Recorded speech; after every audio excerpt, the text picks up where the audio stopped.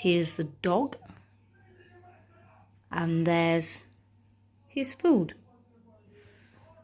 As usual, Mummy places the bowl down on the floor. There it is. He should know exactly what I want him to do. Is just be patient and wait for the verbal command, which is good. Yes, good boy. And off he goes. Move that bowl around. See? Pull his collar for you.